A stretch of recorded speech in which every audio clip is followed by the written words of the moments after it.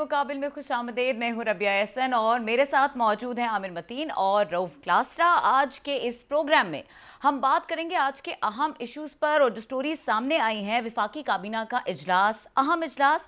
تحریک لبیک پاکستان کے خلاف کارروائی کا فیصلہ.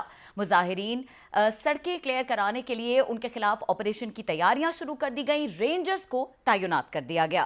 مذہبی جماعت کے احتجاج نے پورا ملک مفلوج کر دیا. قانون نافذ کرنے والے ادارے حالات پر قابو پانے میں ناکام نظر آنے لگے. لٹ بردار جتھوں نے کروڑوں روپے کی قیمتی املاک کو جلا دیا. وزیر داخلہ شیخ رشید ریلوے کے بعد اندرونی محاذ پر بھی ناکام نظر آنے لگے. ماتحت فورس کو مشتعل ہجوم کے حوالے کر کے روپوش ہو گئے. ایک اور اہم معاملہ جس پر بات کریں گے, تمام گیس منصوبے خیبر پختونخوا کے لیے ہی کیوں؟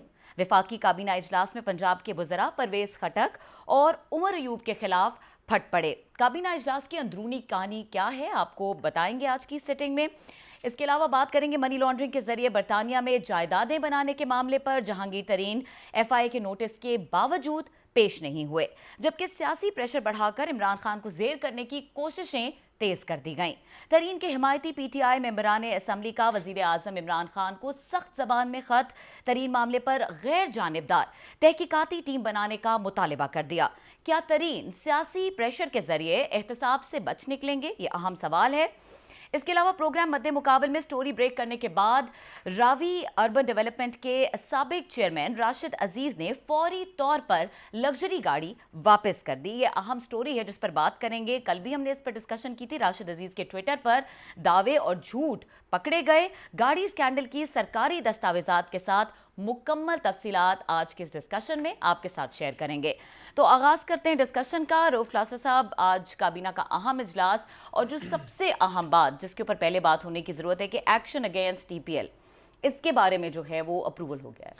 بالکل, جو آپ کے ساتھ کیبنٹ کی اندرونی سٹوری شیئر کرتا ہوں کہ کیبنٹ میں آج دو چار بڑے ایشوز تھے. ویسے تو بڑا ہیوی ایجنڈا تھا آج, 27 کے قریب ان کے وہاں پہ سمریز تھیں یا پوائنٹس سے.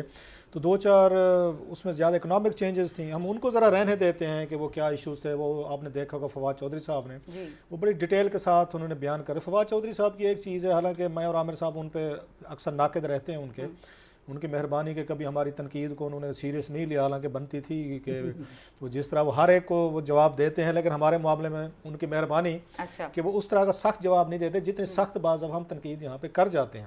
لیکن ایک دو چیزوں کا میں ان کا ایڈمائرر ہوں میں, کہ وہ بہت سارے کمپلیکس ایشوز کو نا بڑی آسانی سے ایکسپلین کر دیتے ہیں, جو میرا خیال ہے معذرت کے ساتھ, no offences to other cabinet members, ان کو میں اتنی کیپیسٹی نہیں ہوتی. اب یہ دیکھیں کہ آج جو انہوں نے پریس کانفرنس کے 27 کا ایجنڈا تھا, انہوں نے بیٹھ کے ایک ایک ایجنڈے کو 2 منٹ میں 1 منٹ میں انہوں نے سارے کا سارا اس کو کر دیا کہ آپ کو کہیں کنفیوژن نہیں رہنے دی. آئی ہوپ کہ وزیر بننے کے بعد ان کا یہ انفارمیشن منسٹر بننے کے بعد ان کا مزاج اسی طریقے کا رہے گا.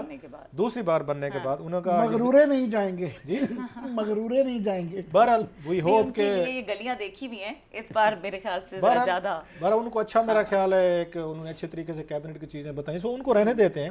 اب آتے ہیں کہ اصل میں کیبنٹ کا وہاں پہ ایشو کیا. کیبنٹ آج بڑے اہم ایشو پہ ہو رہی تھی.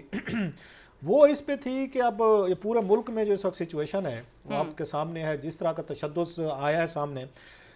یہاں لوگوں کو دکھ ہوتا ہے کہ سارا سال ہم یہاں grey list, black list, white list, کالی پیلی لسٹ یا لسٹ کا رونا روتے رہتے ہیں, لاز بناتے رہتے ہیں, ہم چیزیں کرتے رہتے ہیں. صرف ایک یہاں پہ چھوٹی سی چیز ایک آپ کی ٹریگر ہوتی ہے اور پوری دنیا میں وہ سارا وہی میسج چلا جاتا ہے کہ پاکستان جو ہے نا ان گورنبل ہو چکا ہے, یا نہ پہ کوئی ریاست کا وجود رہ گیا, نہ ریاستی آپ کے ادارے رہ گئے ہیں, نہ کوئی منسٹر ہے. انٹیریئر منسٹر کو دیکھ لیں, شیخ رشید صاحب کو, ان کی بلکہ ویڈیوز چل رہی ہیں ان کے سامنے آئی ہوئی ہیں, آج نظر نہیں آئے.